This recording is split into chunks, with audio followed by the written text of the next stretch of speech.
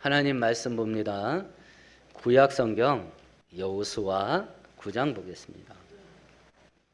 16절에서 21절까지 한 절씩 교독합니다.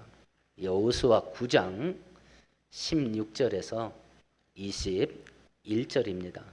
332페이지입니다. 그들과 조약을 맺은 후 사흘이 지나서야 그들이 이웃에서 자기들 중에 거주하는 자들이라 함을 들으니라.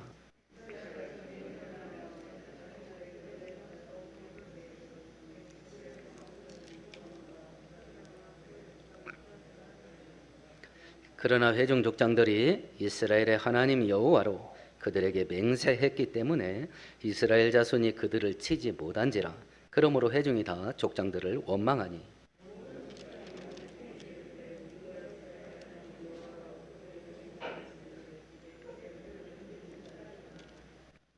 우리가 그들에게 맹세한 맹약으로 말미암아 진노가 우리에게 임할까 하노니 이렇게 행하여 그들을 살리리라 하고.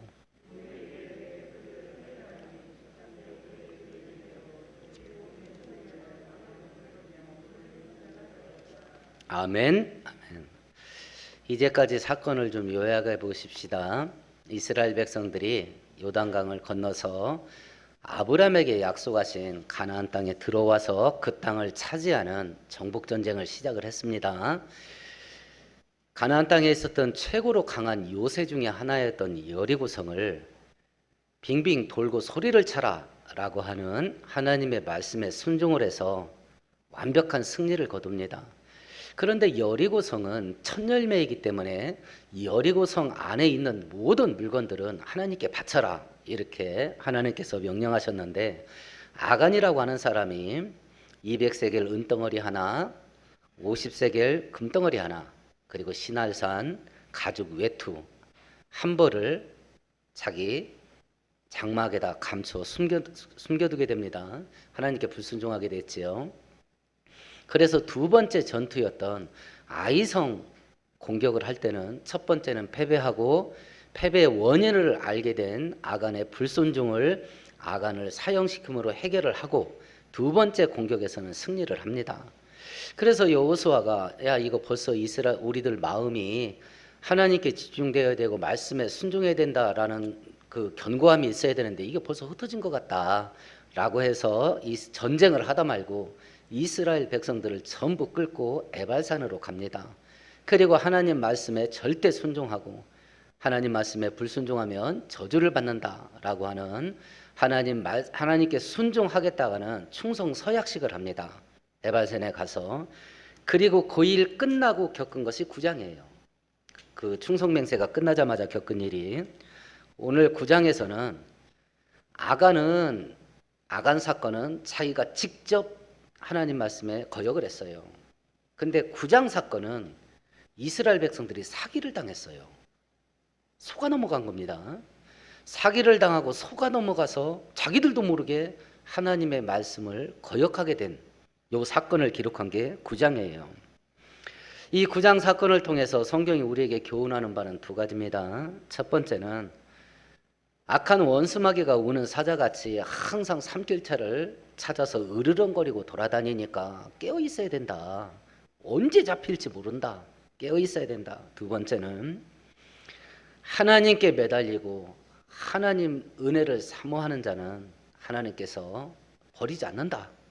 이 두 가지를 교훈하시는데 오늘 성경을 살펴보는 가운데 이 시대는 마귀가 더 교묘하게 교회와 성도들을 신앙에서 멀어지게 하는 시대니까 우리는 더 믿음에 깨어 있어야 되겠고, 하나님께 매달리는 자 하나님께서 거절치 않으시고 은혜 베푸시는 이 내용을 보면서 이 코로나 사태가 더 확산되고 불경기가 장기화되면 우리 인생은 더 고달프게 될 텐데 그 와중에서도 하나님의 은혜가 있으면 우리들에게 살 길이 열린다라는 것을 더 확신할 수 있는 귀한 시간 되기를 축원드리겠습니다.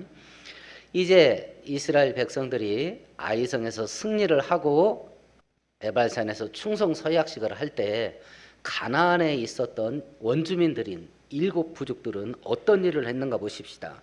9장 1절과 2절입니다. 함께 읽습니다. 이 일 후에 요단 서쪽 산지와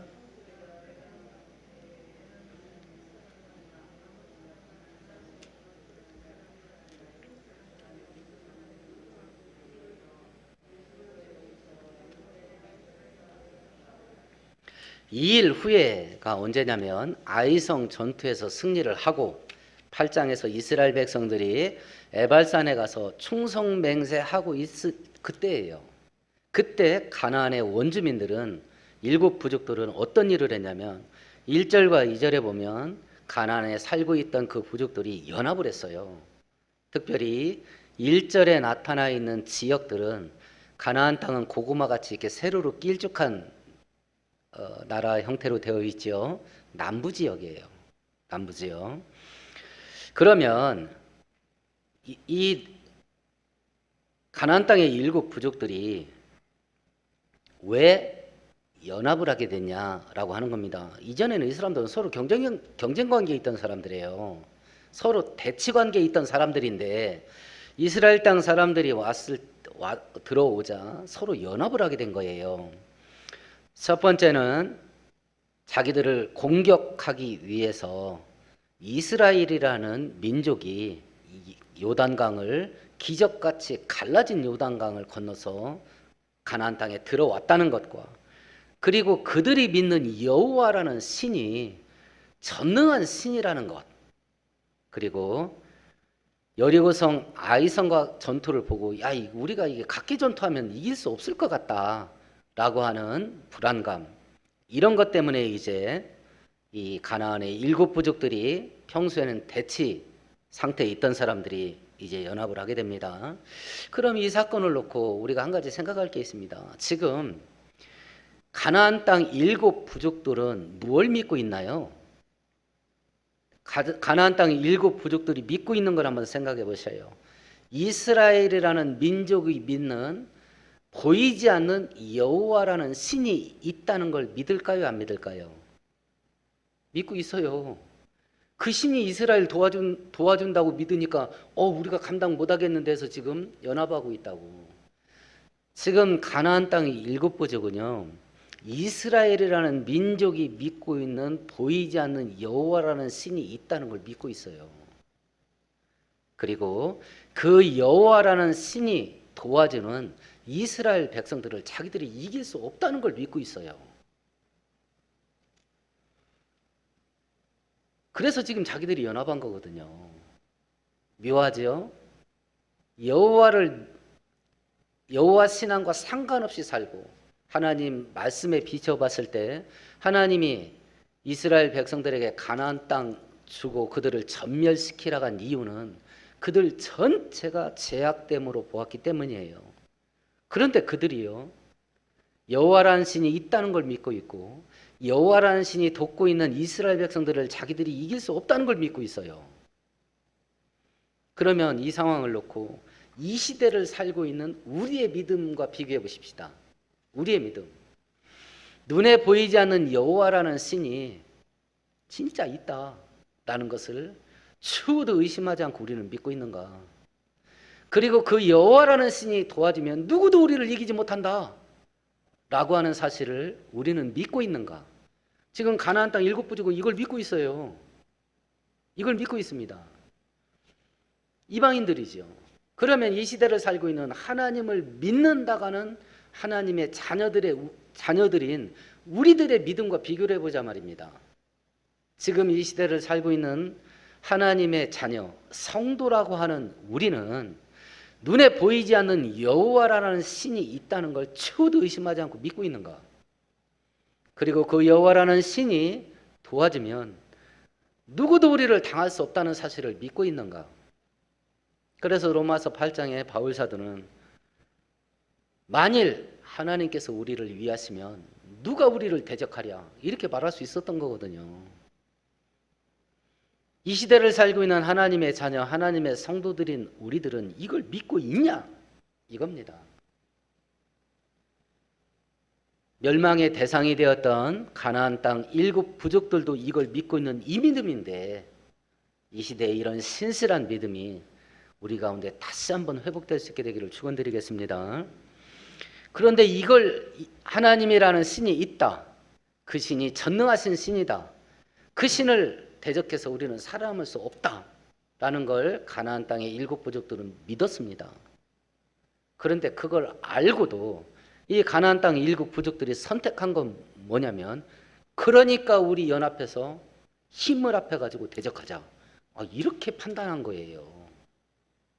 이렇게 판단한 겁니다.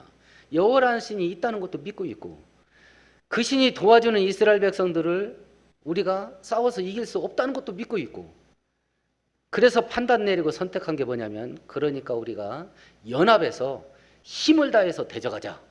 이렇게 결정을 내린 거예요. 이렇게. 그러니까 죽을 일만 선택을 하는 겁니다. 죽을 일만. 마가복음 12장에 보면 예수님을 함정에 빠뜨리려고 헤롯 당원들과 바리새인들이 둘이 짝을 지어서 예수님께 찾아와요.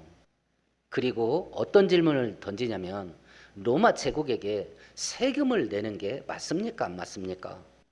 우리나라 일제시대 때 식민 통치 받을 때를 생각해 보십시다. 바리새인들은 보수주의자들이에요. 민족주의자들입니다. 독립군이에요. 헤롯파들은요 로마의 앞잡이들이에요. 그래서 고위 공직자들이에요. 친일파들이에요. 이 둘이 평상시에 어떤 관계겠어요? 서로 앙숙이에요. 서로 왼수지간입니다. 그런데 예수를 죽이려 하는 일은 둘이 친구가 돼서 왔어요. 일제시대 때 일본의 명령에 순종하는 게 옳습니까? 안 옳습니까? 라고 하는 질문을 독립군하고 친일파하고 둘이 같이 와서 물어보는 거예요. 그러면 일본 명령에 순종하면 안 된다. 그러면 누가 고발하겠어요? 친일파가 고발하겠지요.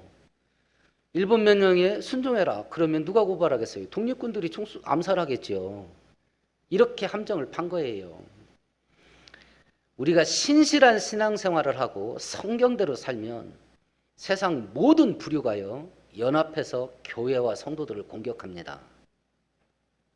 우리가 성경대로 살면 순결한 신앙생활을 하면 세상의 모든 부류들 평소에는 지들끼리 왼수지간이요. 그런데 교회를 공격하는 일에는 친구가 됩니다. 성도들을 공격하는 일에는 친구가 됩니다. 이제 우리가 이 코로나 사태를 맞이하면서 이게 현실이 됐구나. 이게 현실이 됐구나. 우리 선배님, 우리 후배가 교회에서 경험한 건데요. 인원 제한이 있잖아요. 이거 공무원이 예배 도중에 하는데 예배하고 있는데 막 예배 중단하라고 하고 막 소리를 버럭버럭 지르더래. 막 나가라 하고. 공무원이 할 일이 뭐예요? 공무원이 이 상황 속에 해야 될 실제적인 공무집행이 뭐예요? 현장을 점검을 하고 불법 사항이 있으면 보고하면 되잖아요. 그게 공무원 일이잖아요. 그죠? 교회에서 화내는 게 공무집행이에요? 교회에서 화내는 게 공무원 역할이 아니잖아요. 지는 보고하면 되잖아요.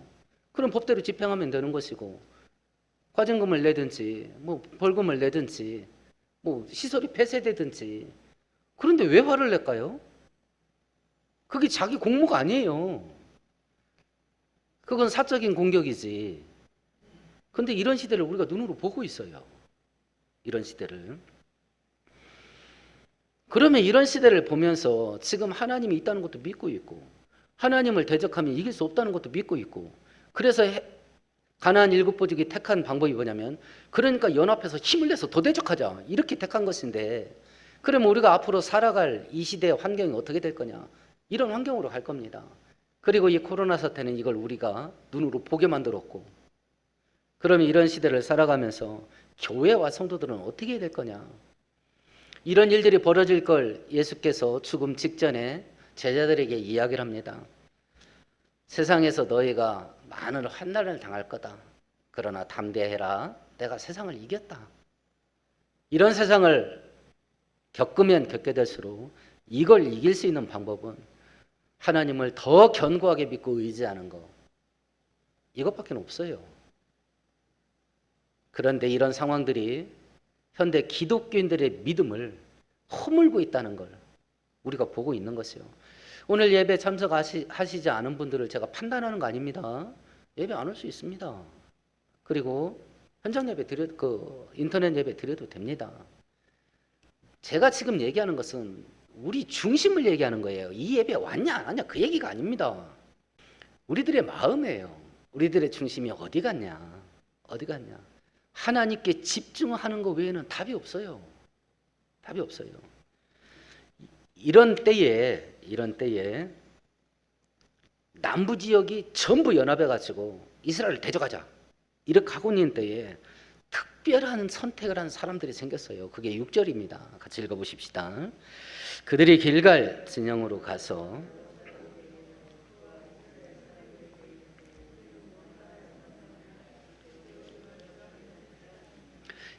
이 남부 지역 중에 기브온이라는 큰 성읍이 있었는데 이 성 사람들은 주민회의를 한 거예요.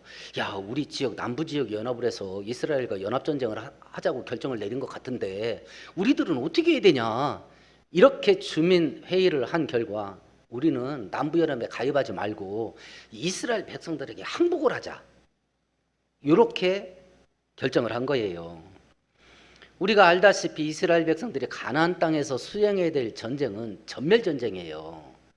코로 숨쉬는 모든 사람들은 죽이든지 쫓아내든지 둘 중에 하나를 해야 됩니다. 왜 그러냐? 신명기에 보면 너희가 만일 그 땅의 원주민을 너희 앞에서 몰아내지 아니하면 너희가 남겨준 자들이 너희의 눈에 가시와 너희 옆구리를 찌르는 것이 되어 너희가 거주한 땅에서 너희를 괴롭히게 될 것이고 내 하나님 여호와께서 너희에게 넘겨주는 모든 민족을 내 눈이 긍휼히 여기지 말고 진멸하며 그들의 신을 섬기지 말라. 그것이 너희들에게 올무가 되리라. 그들을 남겨놓으면 그들의 죄악된 거 내가 저주를 하고 심판을 할 수밖에 없는 그 죄들을 니네가 배운다. 그래서 이 전멸전쟁을 선포한 거거든요. 그래서 이 가나안 땅 정복전쟁은 이 땅을 살아가는 우리들에게는 어떤 의미냐.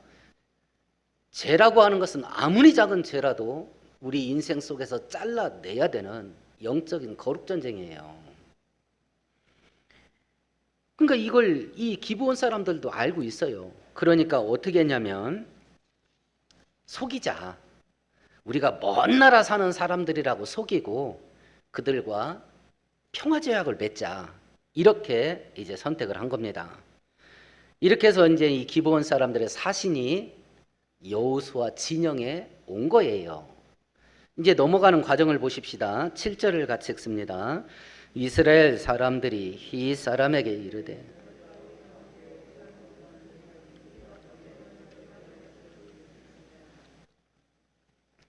기브온 사람들은 히위 족속 7개 부족 가운데 히위 족속 중에 일부인데요. 이게 이스라엘 지도자들이 딱 보니까 이게 동네 사람인 것 같은 거예요. 그래서 뭐라고 말하냐면 야, 니네 아무리 봐도 동네 사람들 같은데 우리가 이 동네 사람들하고는 평화조약 못 맺어. 이렇게 얘기를 한 거예요. 생각해 보셔요. 어떤 사람이 나를 등쳐먹으려고 사기를 치려고 와서 막 바다를 바릅니다. 이게 막 거기다가 돈 좀 넣으면 막 이게 대박 날 것 같은 거예요. 근데 이게 아무래도 꿈순 것 같은 거예요. 당신 아무래도 나한테 사기치는 것 같은데 이러면 그 사기꾼이 뭐라고 하겠어요? 이러면 야, 너 아무래도 나한테 사기치려는 것 같다. 사기꾼한테. 그러면 그 사기꾼이 뭐라고 하겠냐고요. 지금 이스라엘 백성들을 속이려고 작정하고 자기들은 먼 나라에서 왔다 라고 하는 기브온 사람한테 이스라엘 지도자들이 뭐라고 말하냐면 당신들 이 동네 사람들 같은데 이런 거예요. 그러니까 이 기브온 사람들이 뭐라고 말했냐면 12절 13절을 한 겁니다. 같이 읽어보십시다. 우리의 이 떡은 우리가 당신들에게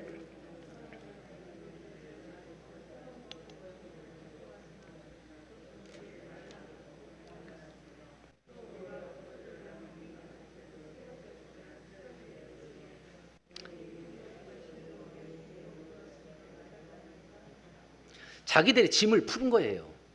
자기들의 여행 짐을 보따리를 풀어놓고 이 떡 봐라. 이제 정확하게 말하면 중동 지역이니까 빵이겠지요.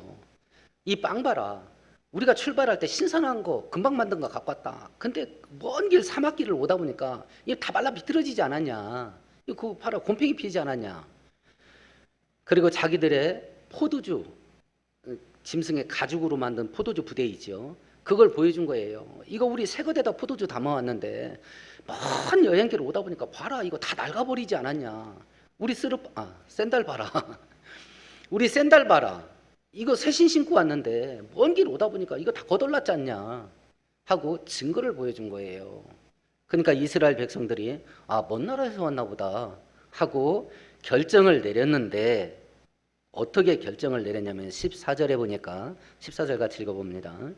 무리가 그들의 양식을 취하고는 하나님께 묻지 않고, 하나님 어떻게 하면 좋아요? 물어보지 않고, 먼 나라에서 왔구만 하고 평화지역을 딱 맺어버렸대요. 평화지역을. 그럼 이스라엘 백성들이 왜 이렇게 성급하게 평화지역을 맺었냐? 뭐 여러 가지 이유가 있겠습니다만, 좀 상식적인 생각을 한다면, 지금 가나안 땅에 자기들 우호 세력이 있어요, 없어요? 아무도 없습니다.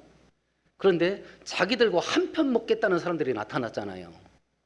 그죠? 한편 먹겠다는 사람이. 그래서 서둘러 평화조약을 맺었을 수 있겠고, 이 사람들의 조건이 뭐냐면 우리가 당신의 종이 되겠습니다예요. 우리가 당신들의 노예가 되겠습니다. 그럼 지금까지 이스라엘 백성들이 어떤 생활했던 사람들이에요? 애굽에서 노예 생활하다가 왔죠. 이게 노예 신분인데 내 노예가 되겠대. 이거 갑자기 신분 상승된 겁니다. 그죠? 이 시급제 알바가 갑자기 대기업 그 사장이 회장이 된 거예요. 최소 80년에서 100년가량을 노예 생활했습니다. 모세가 정권이 바뀌고 이스라엘의 남자아이들을 전부 죽여라 하는 명령 초기에 모세가 태어났으니까, 모세가 언제 이스라엘 백성들을 애굽에서 탈출시키냐면 나이 80세 때예요. 그러니까 노예 생활은 430년 전체를 한 건 아니고 한동안은 국빈 대우 받은 거 맞아요. 요셉의 은혜를 애굽인들이 그걸 수백 년 동안은 은혜를 갚았던 것 같고, 최소 80년 최대 100년 정도 노예 생활을 했던 것 같아요.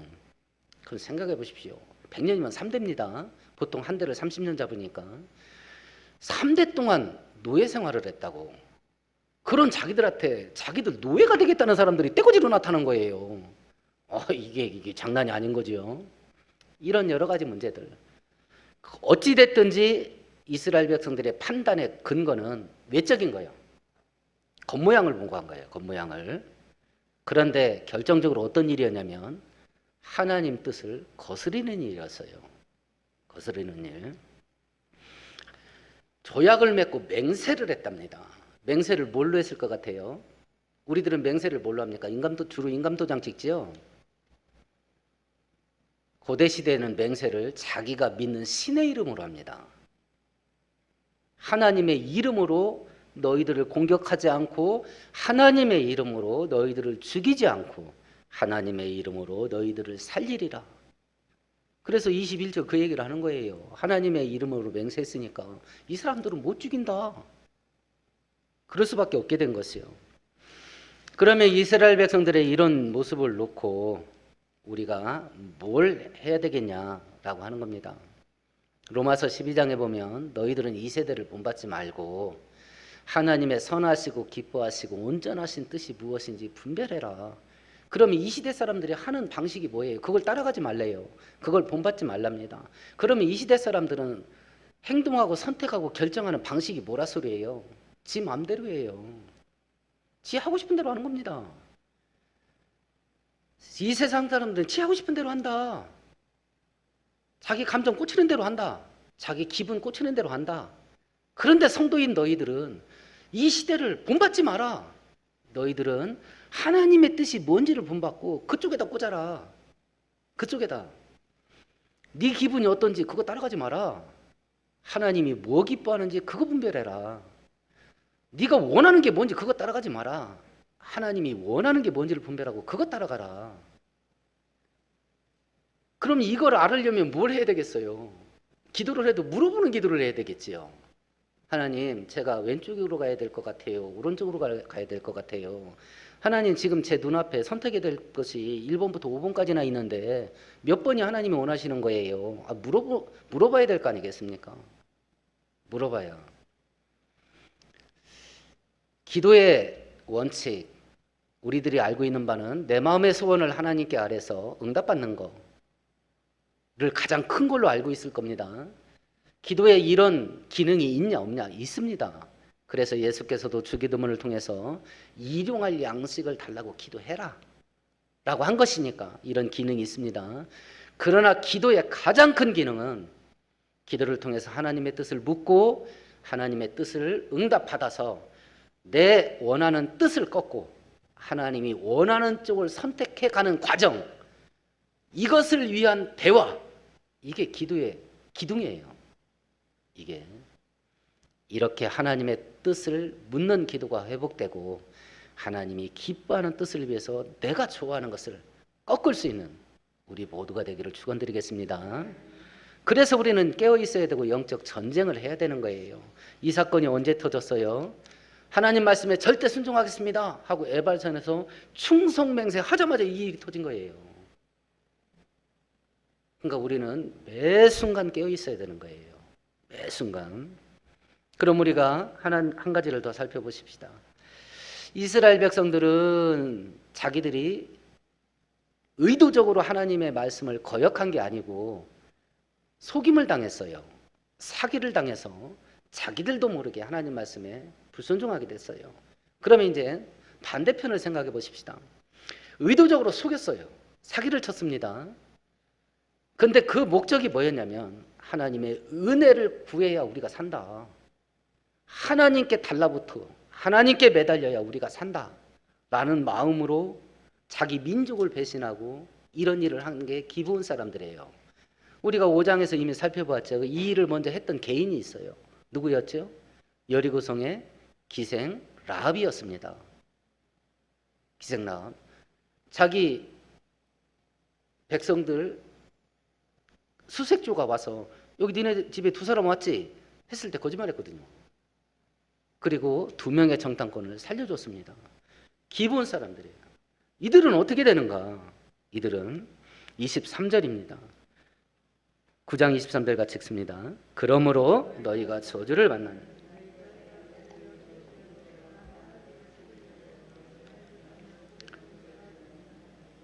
첫 번째, 니네는 저주를 받을 거다. 두 번째, 그래서 니네는 영원히 노예가 될 거다. 이 두 가지를 여호수아가 선포해요. 노예가 돼서 하는 일이 뭐냐면 물을 깃고 장작을 마련하는 일이에요. 우리가 출애굽기 때에 성막을 살펴봤습니다. 짐승을 불에 태워서 제사를 지내는 것이 성막의 가장 중요한 기능이죠.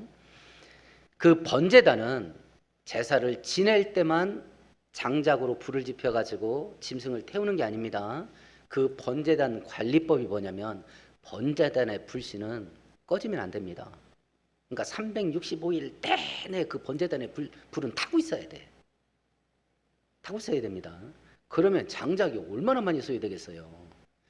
이 사람들 있기 전엔 그 일을 누가 했겠어요? 레위인들이 한 겁니다. 그래서 여호수아가 이 기브온 사람들을 레위인들에게 선물로 주면서 니네들이 했던 그 허드렛 일 있지? 그거 이제 얘네들한테 시켜. 허드렛 일이었지만 하나님을 가까이 섬기는 최고의 축복이에요. 그러니까 겉으로 보기에는 저주받았어요. 그래서 노예가 됐습니다. 근데 노예가 돼서 하는 일을 딱 까고 보니까 이거 하나님 가까이 가서 하나님을 섬기는 일인 거예요. 다윗의 시편이 있습니다. 내가 악인의 궁궐에서 천일을 사는 것보다 하나님의 문지기로 하루를 사는 것이 더 좋나이다. 악인의 궁궐에서 사는 것보다 성전의 문지기로 하루 사는 게 훨씬 낫다 라고 했던 그 일이 이 일이 기브온 사람들이 받은 일이 1000년 후에 이스라엘 백성들이 바벨론에게 완전히 멸망합니다.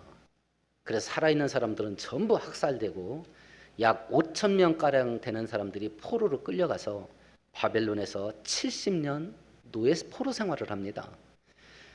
바벨론을 페르시아가 멸망시키고 초대 황제 고레스가 유대인들한테 너네 고국으로 가려면 가. 석방을 해줍니다. 그래서 이제 제일 먼저 유다 지파 사람들 그리고 제사장 그룹이 선발대로 출발을 하는데 이때 참석한 사람들이 누구냐면 느헤미야 7장 25절에 보니까 기브온 사람들이 95명이에요. 1000년이 지났어요. 이때 이후로 1000년이. 근데 이때까지 누가 살아남냐면 기브온 사람들이 살아남아서 성막을 돌보고 있어요. 우리가 느헤미야 그 귀국하는 그 명단을 보면 나는 우리 조상이 제사장이요 했던 일부의 사람들이 있었어요. 그래서 이제 고국에 기고 가니까 족보 정리를 한 거예요. 왜냐면 가서 역할을 해야 되니까. 근데 지 입으로 자기는 제사장으로 했던 사람들을 보니까 족보에 없어. 그래서 느헤미야가 당신들은 제사장 역할을 하지 마시오. 대신 또 제사장이 아니라는 증거도 없으니까 제사장이 받는 월급은 받으시오. 그렇지만 제사를 집례하는 일은 하지 마시오. 하고 하나님께 가까이 가는 걸 끊어요. 끊습니다. 근데 1000년이 지났는데 기브온 사람들의 족보가 남아 있어요. 이것이 의미하는 게 뭐냐? 하나님께서는 하나님께 은혜 받으러 찾아오는 자를 절대로 내치지 않습니다. 하나님께서는 하나님을 붙잡고 매달리는 자를 절대로 저버리지 않아요. 그래서 히브리에서 우리에게 약속하는 게 있습니다. 하나님께 나아오는 자는 저가 계신 것과 저가 자기를 찾는 자들에게 상 주시는 이심을 믿어야 할지니라. 우리 앞으로 험한 일 많이 겪을 겁니다. 이제 변종이 확산되면 더한 변종이 나올 확률이 더 커졌어요. 이제 우리가 그동안 맞았던 백신 이것이 효과가 없을 확률이 굉장히 높아졌어요. 그래서 미국은 지금 재확산이 굉장히 활발하게 진행되고 있고요. 이런 와중 속에 돈 없는 자들은 생활이 더 팍팍해질 겁니다. 그런데 하나님의 은혜가 있으면 삽니다. 우리를 죽이는 게 아니라 살리시는 그 하나님을 끝까지 믿고 의지하는 우리 모두 되시기를 축원드리겠습니다. 다 함께 찬송가 380장 찬양 부르시면서 최숙 권사님 봉헌합니다.